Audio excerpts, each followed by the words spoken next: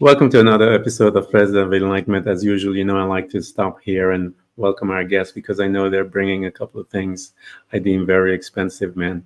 That is time. 24 hours has been offered to every single individual on this planet. How you love her, honor her, and respect her, she will reward you based on that relationship. The other is the journey. The journey is a powerful creator. It created Duncan, who is before us.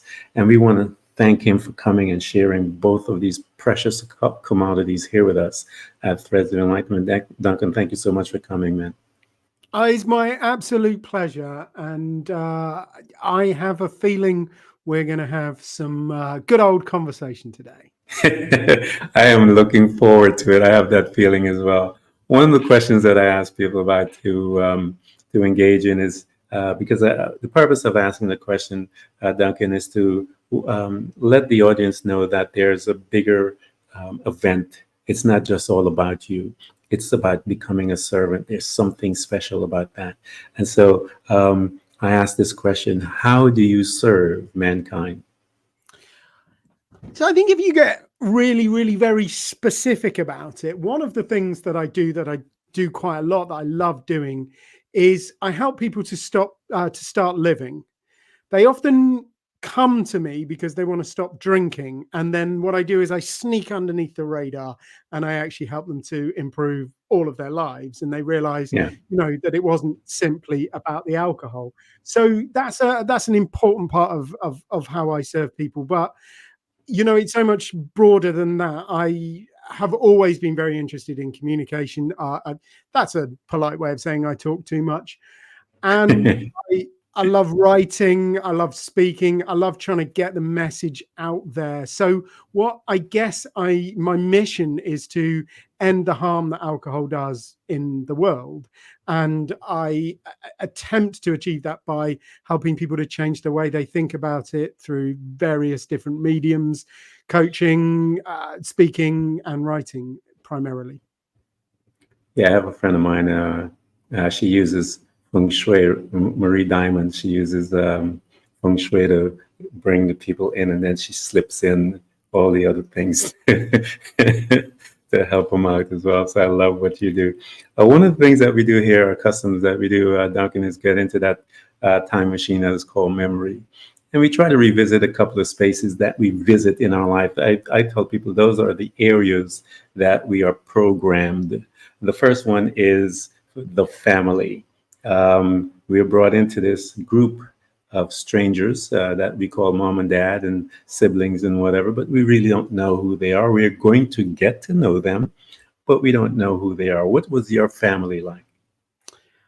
So in many ways, I am very lucky. I had a very stable childhood. My mum and dad, they both worked, earned decent money. They're still together. I had one brother. So, we had a nice house, had a good education, had everything going for me. I didn't have any of what you would sort of think of as major adverse experiences during my childhood. But I always felt like I didn't quite fit in. So my parents had some expectations of me, which were particularly around academic life. And I just did not get on well with school. School and it wasn't meant to be, was it? I mean, sometimes I think part of the reason was that schools, they're trying to turn you into a good employee, and Yeah. I am unemployable. So it was never really going to work. And the thing that I learned at school, the most damaging thing I learned at school, was that if I tried hard, I got bad grades, and if I didn't try, I got bad grades. So the lesson was kind of obvious, and I disengaged. And the most damaging thing, I think, was that I felt like it was very hard for me to find anywhere I could be myself, anywhere I could Yeah. be successful, anywhere I could really express myself. Because whenever I tried to express myself, the teachers always gave me a detention. Yeah. And and I always tell people, Duncan, trauma doesn't have to be dramatic in the sense where it's, you have some intense stuff where that people are really, you could look at it and go, wow.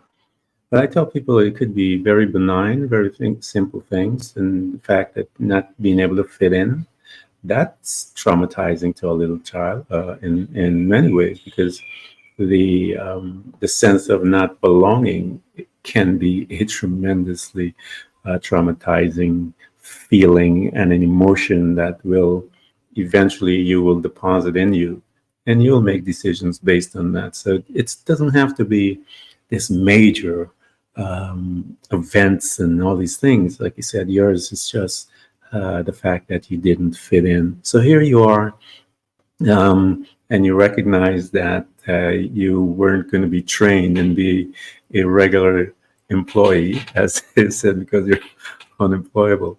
As you didn't fit in, and you're trying to fit in, Duncan. What was your relationship? Because I know it'll be strenuous in a way. How was your relationship to mom and dad and the family and the outside grouping of friends? You mentioned a little about your teacher, how they responded to that individual. What was your surroundings like with all of these entities being individuals in your life? How was Duncan moving around as a young man? Yeah, so I got bullied a lot when I was a kid, and that was just the teachers. Yeah. So I think school was just, it was not a good place. I didn't have a huge amount of friends when I was a kid. I had a couple of really close friends, some of whom I still talk to this day, and but not many of them. Yeah.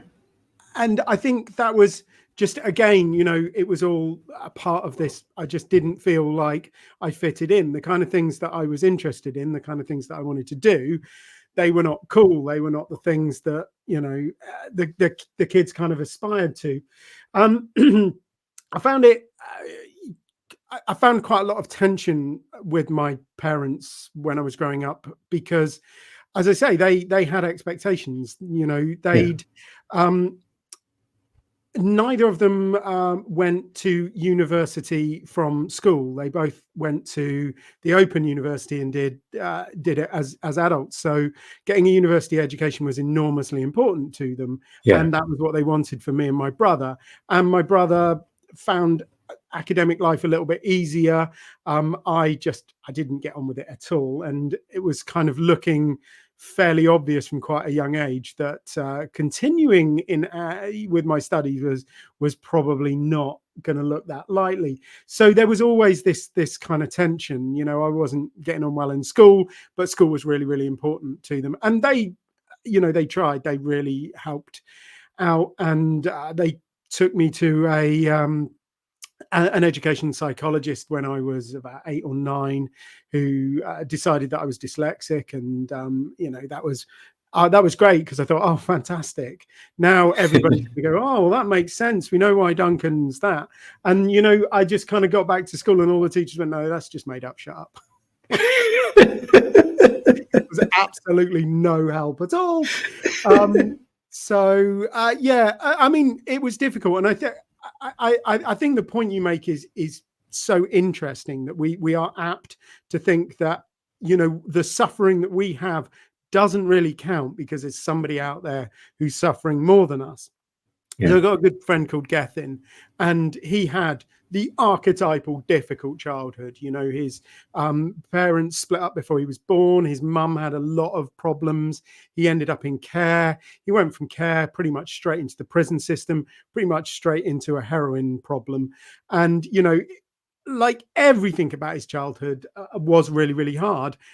But if you say to him, yeah, well, my childhood wasn't as bad as yours, Gethin, he will scream at you, because he'll say, yeah, just because it wasn't as bad as mine doesn't mean anything at all. If it was bad, if you had problems, then you had problems, and they're your problems. You can't compare them to anybody else. One man's suffering is his own. You can't sort of like go, oh, well, I should shut up because it's not as bad as somebody else, because, as Gethin points out, he could easily just look around and find somebody who had a worse childhood than him. And then there's one person on the planet who had absolutely the worst life ever, and we're all looking at him, and he's the only one that's allowed to feel bad. it's ridiculous. I know it's relative. Everyone degree of trauma is traumatizing regardless. I mean, it will bring the same benefits, the same results. Someone that is lonely and in a situation like yours that didn't fit in can end up also in a life of drugs and it's traumatizing, man. It's now what we take with that perception and how we perceive the world through and from that will dictate where you're at. And so we have, which is, I guess it's just a part of human nature, Duncan. We kind of try to quantify our sins, if you will. Your sin is worse than my sin is worse than yours. And so we try to do that, but everybody's still sinning, right? It doesn't matter. And so it's just a matter of us making our decisions. So here's this young man in a world that is pretty much kind of spinning out of control from the natural realm, if you will, from mom and dad's expectation, from the educational system expectation. They didn't buy the fact that you were dyslexic. They're like, nah, we don't believe that, boy. So here you are, and you're looking now as you're growing up, time is still marching on, as they say, and you're looking into your future. Looking into, you mentioned 8 and 9 years old, heading into high school and stuff like that, which is another kind of treacherous place to be, as a young person. How did you fit into that place, Duncan, having all of that good stuff happening in your life? Yeah, Joe, I mean, high school, it was just like, junior school, but bigger. With more people, with many of whom were much stronger. So it's just like, oh, great, more bullies, even more apathetic teachers. And well, I mean, you survive, don't you? You find a way. That's what being human is about. And I think that period, sort of 11 to 16, I definitely, wouldn't want to relive it. Wouldn't wish it on anybody. The ways that I really found to cope with it, or at least pretend to cope with it, it started off around food because, like if you're 11, chocolate is socially acceptable in a way that alcohol and drugs aren't really. So I ate a lot of chocolate. I ate a lot of cookies, a lot of chips, just, in this kind of attempt to bury the feelings, to change the way I felt, to change from feeling bad to feeling something. And then once I got to about 14, 15, started to get into things like alcohol. And I discovered that was just a bigger hammer for that particular nail. And honestly, when I started drinking, it seemed a lot like I'd been given this wonderful kind of, this panacea that was going to solve all of my problems, because I believed it helped me to fit in. I believed it gave me confidence. I believed it made me funny. Heck, I believed it made me better looking, and it just seemed to kind of fill so many holes in my life that I was just like, great, this is all of my Christmases. So I just started to try and drink the problems away. Well, I mean, if you feel all of that, I'll be drinking a lot of it when Duncan, I'll be drinking. Make me look good, make me feel all this kind of stuff. I'm going to want to have that kind of euphoric feeling at all times. And so I'm going to be drinking as much as I can. So here you are, you're heading in, moving forward. As I said, time waits for no one, as they tell us. And you're heading towards college. Now, this guy has been through a tremendous amount of pain in his life as he's moving through, and he has picked up a couple of habits that is going to teach him some lessons. As eating out of control and indulgence is one of the things that we kind of use to hide our emotions and so forth, and that trauma that we have within us. He is now indulging. Duncan, he's heading into that next phase of our programming in a deeper format is the educational system. We're still in the educational system, man. And they program us from grade all the way through high school to college, and then we go into the professional where they program us there too. So how did you handle college? If you did, what field did you pick, and why did you take the road that you took? So things changed quite a bit when I was 16 because, like I say, my parents, they were really super motivated for me to get an education, and they tried as hard as they could. And I sort of, we have exams at 16, and I didn't do very well on those exams. I did enough, but not, nothing to Yeah, write home about. So we, during the kind of like after those exams, we looked for a different school, and we found one which was quite a long way away, but it was one that you had to pay for. So I had to board there, I had to live there. But it was a very different school to the one that I was going to. And it also had a lot more support for people who yeah, were dyslexic. And the best thing was all of the teachers there actually went, "Oh, you're dyslexic. Right. We understand. This is what you need." yeah, And it was very refreshing. I actually respect and admire almost all of the teachers that I had any contact with at that school because, well, they actually respected and admired me, which yeah, like that cuts a big thing, didn't it? So taking, that new environment with that new kind of attitude towards education helped me to actually do quite well at the A levels, which is the 18-year-old kind of yeah, qualifications, which are the ones that they check before you go to university. And as a result of that, I was lucky enough to get into Durham University, which is the one that no one's ever really heard of. I mean, it's like it's nearly as good as Oxford and Cambridge. It's just you haven't yeah. heard of it. It's And the how did third oldest. It's the third oldest university in the country after Oxford yeah, and Cambridge. And I met some fantastic, amazing people there. yeah, So I studied theology, which mhm, is kind of a bit weird because what I actually wanted to do was study philosophy because yeah, I just wanted to understand how people think, how people tick, how the world works. I wanted to, just understand things a little bit more. And philosophy seemed to be the kind of broadest opportunity to do that. But to get into the philosophy course in Durham is quite hard. So they didn't offer yeah, me a place for that, but they did offer me a place for theology. And I decided that it was kind of similar kind of thing. yeah. And It's close.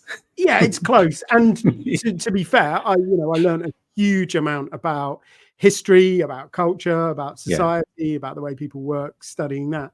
And it was an amazing time. And I met some amazing people, lifelong friends. And we did all of those kind of cliched student things where we sat around and discussed the meaning of life, whether you'd let your yeah, daughter marry a robot, whether thinking about history in tens of thousands of years is a little bit short-sighted, all of that kind of stuff. And we did it drinking quite a lot of alcohol and smoking a fair amount of marijuana and trying a few other drugs. And so in one respect, it was amazing. It was this kind of intellectual blossoming. But in the other respect, it just cemented this idea that, I could just drink and I could drink as yeah, much as I liked. And it didn't matter because basically everybody was doing it. So, I might as well. yeah. And it helped you with all of those interesting questions that we talk about when we get drunk, and especially when you're in a situation like that. Yeah, yeah. And then you put some marijuana in there, some weed in there, it gets deeper, man. And so, Yeah, unfortunately, only when you're in that state of mind. yeah, When you yeah. get your full cognitive functions back, you realize what you're talking about was a load of rubbish. But So here you guys are getting into the deep questions of life as you're moving through, and cementing the fact that drinking is going to be a part of it. And when you were there and the acceptance took place from amongst the students and the teachers and stuff like that, Duncan, what did it do to you? How did this young man that was having all of these sporadic relations as a younger individual. People didn't understand, but here you are in a grouping now that accepted you. How did you feel? And you mentioned some of the things that, but I want to know internally, how did you receive all of that when you got there? Yeah, no, I mean, it was genuinely amazing. It really it changed a huge amount of things, and I think it gave me a lot of confidence. And it so it's interesting that, looking back, when I was at school, I didn't have a lot of friends. Yeah, Once I got to university and I started to spend time with some genuinely impressive people, I mean, at least in terms of their exam results and talking a good game and things like that, and yeah, ultimately they have gone on to do some quite impressive things in life. Because I don't know if you can tell, but it's been quite a while since I was at university. yeah, And they've all gone on to be successful. And it was like spending time with those people gave me a lot more confidence. And I suddenly discovered that actually I do quite like people. And so I built this huge network. I got to know an awful lot of people. So the university was divided into individual colleges, so I got to know a lot of people in my college, but also in the wider university itself. And I think that's one of the things that has gone on to be a real strength, is my ability to connect with people and build a network. So it felt amazing, and it totally changed the way I looked at connecting with other people. And rather than seeing them as a threat, seeing them yeah. as this fantastic opportunity to learn more about life and to bring a little bit of joy. Was it there, Duncan, that you started tapping into those gifts that you have, such as writing, speaking, and stuff like that? Or was it much later on in your life? Or was it that's where it started to blossom, if you will? Yeah, so I I think it's probably a little bit unfair that I didn't mention the Scout Association. When I was growing up, I was quite involved with the Scouts, and that was one area where I did feel like I was able to succeed. And Yeah. that kind of Monday night, I'd go along to Cubs and then Scouts, and I'd try, and then I get a badge, and it was just like, oh, this makes a lot of sense. So I enjoyed scouting an awful lot, and I got some great opportunities out of that. So one of them was to attend the World Jamboree, which was Yeah. in Korea, which was quite an interesting experience for a 14-year-old. That was sort of a little bit different. Yeah. And when I came back from that, because I'd had a lot of help and support, raising the money, organizing all of that, I felt that I'd kind of gone as a representative of the group and the district and the county, and therefore I should sort of share some of my experiences, which gave me a few speaking opportunities. And it was kind of like a little bit weird that Yeah. I actually got to stand up in front of a group of adults, and they would listen. And that was a first, because like Yeah. Yeah. normally I'd squeak out a little something and get told to shut up straight away. So I was all in with speaking from about the age of 14, and I really, really enjoyed it. And yes, I mean, Durham was a great opportunity to kind of like refine that. But also I got into creative writing when I was there. Yeah. I'd done little bits when I was younger, but I spent a lot of time with other creative people, and Yeah. Yeah. it just seemed a lot more acceptable. You want to write a play? Well, write a play. Why not? I've done it. It's kind of Yeah. like, oh, great. And so that really helped me to develop, the speaking and the writing. Yeah. And as you're moving through life, Duncan, and you're adult guy, you're probably in your own place and you're in the corporate field and so forth. Um, when you got there and you recognize that your skillful drinking is still a part of your your lifestyle and all the other things, and we get a little more skill is in itself. I used to walk into the bar, and the bars that I walk in, they knew my drink, and they know how strong I wanted my drink. And by the time I got there, Duncan, I sat down, everything was already poured, and I was ready on. Had a couple of those places when I was doing my thing. And talk to us as to that day, Duncan, when, as they say, the shit hit the fan, man. When we've been doing this thing on default for so long, and then we start questioning in life. We start questioning ourselves, start questioning everything. When we have those quiet times, how was your journey heading to that event, if you will? Yeah, so I think it's very interesting. A lot of people, when they leave university, they, shall we say, they pack away childish things, and a lot of them, they really tone down their drinking.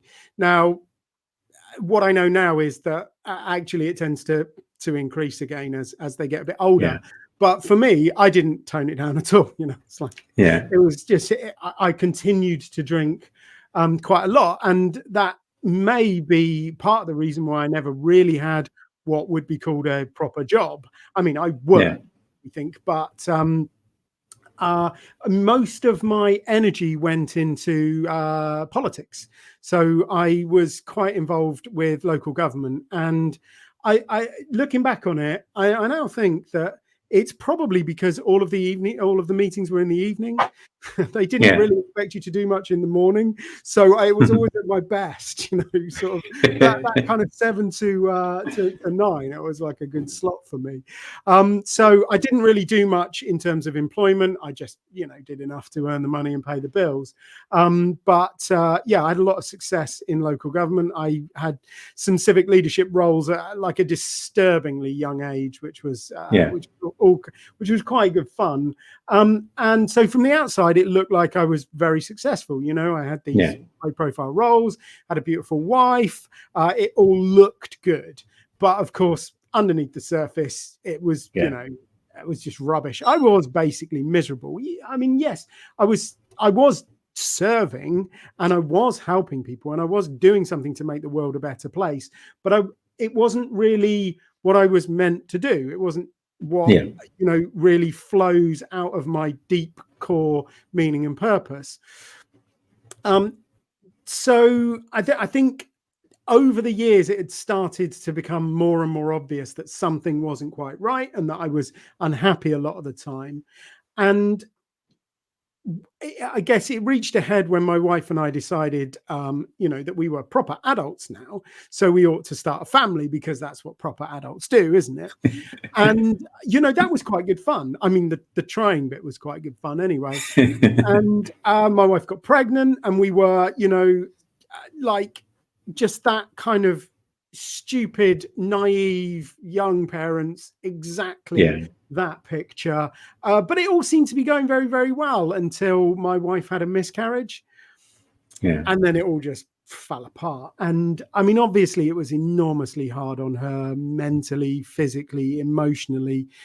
But I know that what made it worse was that I just wasn't there for her. My Yeah. default response to hard emotions, to stress, to difficult times was to drink. So I Yeah. just kind of disappeared into a bottle of wine and kind of left her on her own. And yeah, I mean, I absolutely regret that now. But what it did do was it kind of really kind of put things into a sharper focus. And I'd love to tell you the 4 a.m. staring in the mirror story where I had this Yeah. moment of enlightenment, but honestly, I don't think it works like that. What happened was, over a period of a couple of months, I Yeah. really reflected on what it was I wanted from my life. I really got to grips with who I wanted to be, where I wanted to go, what I wanted to do. And I couldn't have said it at the time. I couldn't have vocalized it as nice and neatly. But now I know I was effectively asking myself one simple question. Yeah. What do you want from life? Do you want another drink, or do you want to start a family? Yeah. The good news is, of course, I did make the right decision, and almost 9 months to the day after I stopped drinking, our daughter was born, which is like fantastic. Yeah, I mean, it also congrats. brought an entirely new set of problems, but that's another story, isn't it?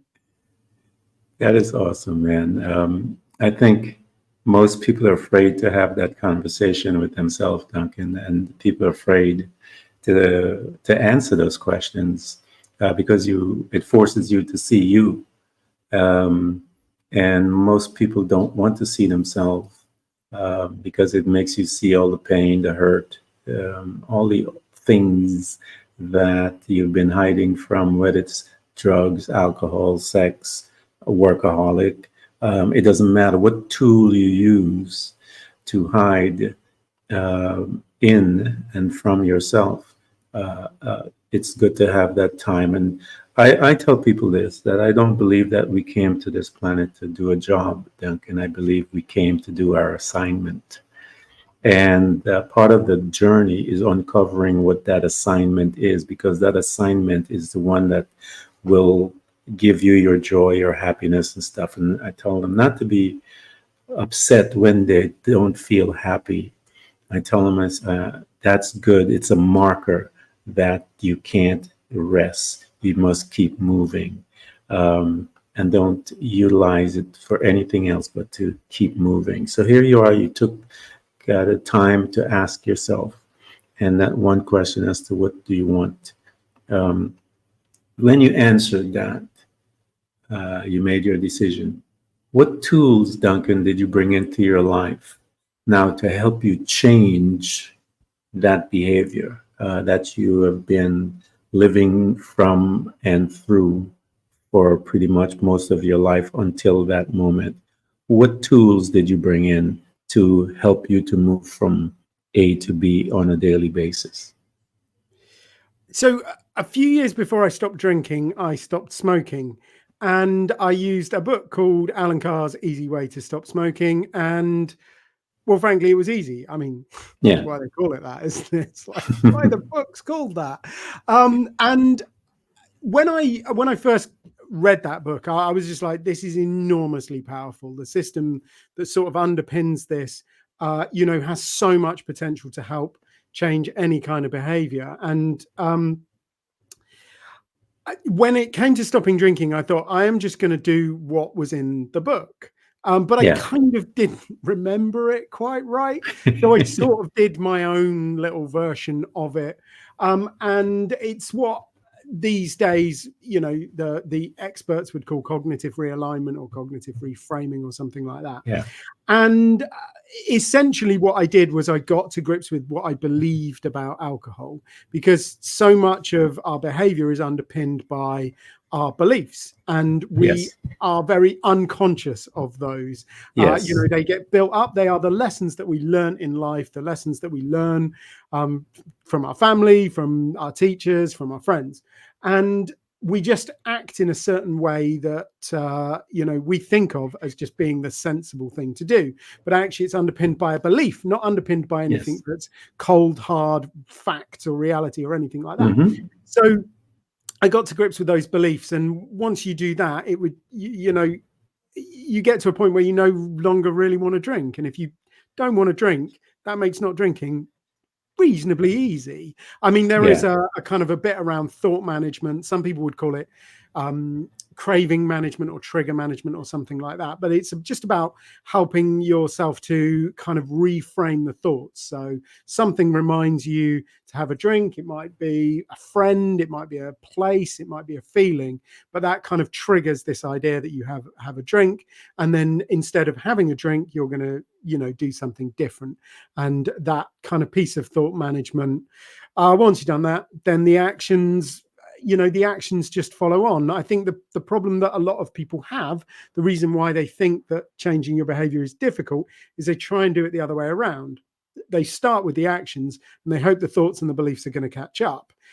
Occasionally they do, but in general it is much easier to do it the other way around.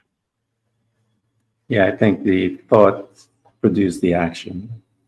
And once you recognize your thoughts produces the actions, which become your belief. You Once it gets there, then you're on that default response programming, I call it, conditioning response. You've programmed yourself so much that, and I use the analogy of, driving in a car, and everything, your license is great and whatever, and you see a cop siren behind, you see the lights spinning, and you stop or whatever, because you've been programmed. You and I've been programmed a certain way, and so we condition a response to that light. But that light, it wasn't for us. It was a couple of the cars in front of him that he saw and whatever. And so, but we responded to it, and we tensed up. And so it's the same thing in life. It becomes a part of our programming and our belief that once we get it, to unhook starts with the thoughts. That's how it got there. That's how you're going to get it done. And as you stated, it's reprogramming your mind, because that thought field is full of that stuff. Yeah, absolutely. I think that is a brilliant analogy. And I think that one of the most liberating things that is not widely known about drinking is that you taught yourself to drink. That's like the way you taught yourself to drive, and it becomes automatic. You don't think about looking in the mirror. So if you love the rear view mirror, you don't think about looking in it. You just look in it because that's what you've learned to do. But if you've ever just gone from driving a car to driving a van, you'll know that you can change that. You can actually teach yourself not to look at the rear view mirror, because if you're in a van, there's no back windows. So the rear view mirror, it doesn't help you. You can't see anything. You've got to look in the wing mirrors. So, if you kind of understand that fundamentally you've taught yourself to drink, that is great news, because it just means you can teach yourself to do something else. And as a species, we are enormously adaptive, and we're very, very good at teaching ourselves to behave in new and different ways. And I think the more people that realize that, then, the more we'll feel confident to actually change our behavior. Yeah. Duncan, as you started making those changes and your life begins to change and so forth, how did it begin to lead you towards becoming an author now? How did that process happen? Because now you're learning all these things about yourself, you're reprogramming your mind, your behavior is being changed, and people are going to obviously notice it. And as you're moving through, heading to that direction, how did the thought or the genesis of the books began to formulate in your life as you're moving on in your life? Well, so as I said, I wrote when I was a kid. I actually edited a newspaper. It wasn't very good, but we put it out every Sunday. I don't quite know why my parents' friend would have wanted to read our newspaper, but they were very kind and they bought it for 10 pence. And we had a fairly limited circulation. But I'd always been involved in writing. When I got to university, I got quite more interested in writing fiction. So I wrote a lot of fiction in my 20s and my early 30s, but I never ever did anything with it. And I think that there are two things that really changed in my life as a writer when I stopped drinking. One was time. I just suddenly had all of this time, and I was like, oh, okay, what am I going to do with it? Well, I haven't really written as much as I'd like over the last few years. I'm going to get back into writing. And I almost kind of picked up my pencil and then looked up and I'd written 100,000 words. And it was just like, oh, this is great. Wow. And the thing is, I didn't think I spent a lot of time drinking, because, as I say, I was pretty high functioning in a lot of ways. I'd get up in the morning, I'd go to work, I'd go to council meetings. Most evenings I'd be out in the community doing something. I'd get home about 9 o'clock and I'd start drinking then. And I thought, I didn't spend a lot of time doing it, but actually I drank every night from 9 till about midnight, midnight, something like that. And if you times those 3.5 hours by 7, you quickly realize that that's basically 24 hours. I spent an drinking, including the bits you were asleep. So when I stopped, there Yeah. was this like massive explosion of time, and you know that was fantastic. And I got to use some of it to do some writing, and then my daughter was born, and you know I genuinely love the fact that you know I have time for her, and still Yeah. occasionally get to do a bit of writing. But I think the deeper thing than that was, you know, all the writing I did in my 20s and 30s, I never really showed it to anybody. I never really did anything with it. And I think Yeah. that was just because I didn't really have the confidence. Perhaps I wasn't really writing anything that was really true to myself, that was really authentic, that, you know, I really felt confident in putting out in the world. Whatever the reason was, I didn't do anything with it. And as soon as I stopped drinking, I suddenly actually had, you know, a clearer idea of where I wanted to go and who I wanted to be, and that meant what Yeah. I wrote took me much closer to those things. So I was much happier putting it out into the world. And yeah, I mean, I've published 4 books since then, so something's working.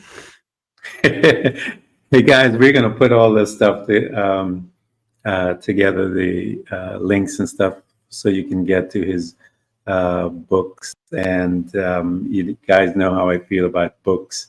I tell people that books have the ability to change your life, because that's how my life was changed.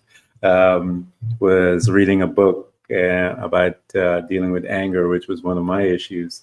And I didn't even get to finish the book, Duncan. I finished the first chapter, and I think I was in the midst of the first chapter when the words that I needed, that was written for me, specifically for me, jumped out of those book right into my face, into my chest, and it changed my life forever. And so I have this great affinity for books that I always tell people to, when you're doing the reading, making sure that you come to that book with the intention to receive, not just to pick it up and just to kill time, but come with an intention. And when you come with an intention, you'd be amazed of how your intention is met. One of his books, Get Over Indulgence, and that's what we've been talking about within our life, and how he used indulgence to govern much of his life with alcohol and the different behaviors and so forth. But those are the negative parts of indulgence. We can indulge in beautiful things like he's doing in writing and books and stuff like that. So we have to learn how to utilize those tools that are in front of us. Every tool has a double-edged sword, if you will. It can be used. Desire is double-edged as well. Everything that we deal with, you have a dark side and a light side to it. It's how you utilize it. And we encourage you guys to get his books, read them, give it as presents, as gifts to people. Get engaged, man, in changing your life and your friends and your family's life through gifts of books and so forth. So here you are, Duncan, you're putting all these things together. You realize that, and I love how you put it, that once you found out your assignment, what your assignment is on this planet, it's amazing how everything that you do begins to align with it, because that's who you are. Your assignment has a great deal to do with you, who you are on this planet, why you came, your purpose. Once you find your purpose, you will become purposeful. So here you are, Duncan, you found it, you located your assignment.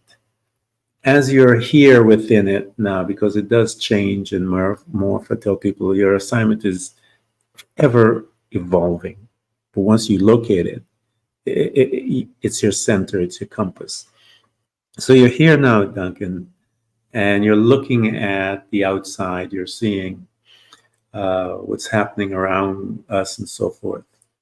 What's the drumbeat, if you will, that is beginning to echo within yourself as to what you feel, that pull, that change, that desire? Something I know in people like yourself, we are never, complacency is an enemy of us. What is that drumbeat that you feel within yourself as you are here at this time? in your life? When I was involved in local government, you know, as I said, I had some success, and people would sort of ask me, you know, how can I replicate what you've done, Duncan? And I would always say, well, don't try and replicate what I've done, you know, just find your own way, but, you know, Yeah, be successful, but remain yourself. Absolutely. yeah, Don't just copy me, but, yeah, you know, learn from me, kind of thing. And that sort of kind of naturally led into doing some coaching and doing a bit of speaking and training and things like that. And I was quite enjoying doing that. And like I say, it's not exactly selling tobacco, is it? You know, it's like a fairly worthwhile endeavor. You know, I mean, local government is not that sexy, but it is important, and it does make a yeah, big difference to people's lives. So I felt like I was doing good work, but I kind of sat down. As actually when we were in India visiting my wife's mother, and I kind of like I was having this basic thought that what I was doing was I was helping people to replicate some of the success that I'd had. And the single biggest piece of success that I'd had in my life was stopping drinking and stopping yeah, smoking and sorting my diet out and generally getting overindulgence. And um, that kind of just went, well, oh yeah, why am I not doing that? yeah, So that sort of propelled me onto this sort of path I'm currently on, and as I say, I've got a lot of time for Alan Carr's Easy Way. So the first thing I did was send them an application to become one of their stop smoking therapists, and luckily enough, I got selected. I went through their very rigorous training program, and I've been working for them for 6 years or something like that now. I see hundreds of smokers every year. It's an yeah, absolute joy to help them get free. And I really enjoyed that, but it wasn't quite enough. So I sort of went on this journey of certificate grabbing, kind of, you know, studying. I read those yeah, books. And very interestingly about what you said about books was, I think when I was younger, I read books kind of almost to tick them off the box, off the yeah, list. So it's like yeah, I read Sartre and I read Camus because I wanted you to think I was the kind of person that read Sartre and Camus. But you know what happened then was I started to read these books and actually learn from them and actually listen yeah, to them. And I studied at Cornell University and the Chartered Management Institute and a windowless room in Peterborough. And I learned a huge amount, and that was great, but it wasn't quite enough. So then I got obsessed with the idea of not what helps people to get to stop drinking, because honestly, you know, I don't want to do down anybody who's struggled with that, but it is fairly straightforward to stop drinking. It's staying stopped that most people really struggle with. So I got yeah, obsessed with what is it that keeps people sober? What are the very successful sober people doing? The people who are unsuccessful aren't doing. So I started interviewing people, started doing you know, research projects, things like that. Although, to be honest with you, most of our recent research projects have been about the media, which is basically me trying to dress up watching TV as science. But there we go. And yeah, I love that. I get so much out of it, but you know what? It's not enough. yeah, So I'm just going to keep on kind of like on this journey of trying to learn more, trying to help more people, just you know, jump out of bed in the morning to try and end the harm that alcohol does. And maybe one day sober will be the default. Maybe one day you'll walk into an event and they'll hand you the alcohol-free option. And actually, if yeah, you want to have a drink, if you want to drink some alcohol, you know, you have to go to the bar. And actually, the alcohol-free options are amazing, and the alcohol options are kind of limited. You yeah. know, and then maybe we'll see a lot less harm in society done by alcohol. And then maybe I will grab a great sci-fi novel and a cup of mint tea and put up my feet. Maybe.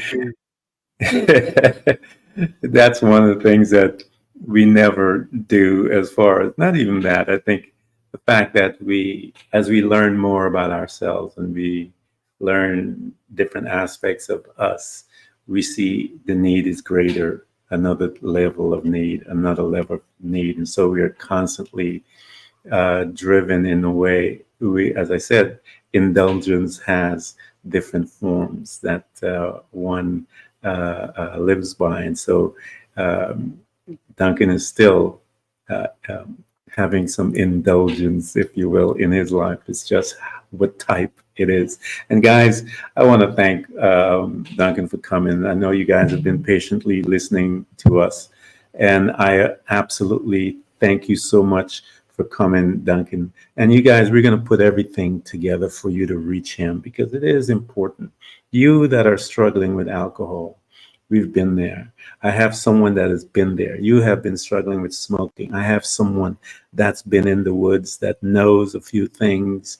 I said, I always tell people, go to those guides. Some people call them coach. I like guides that have been in the forest, got lost for a little while because they didn't have their compass.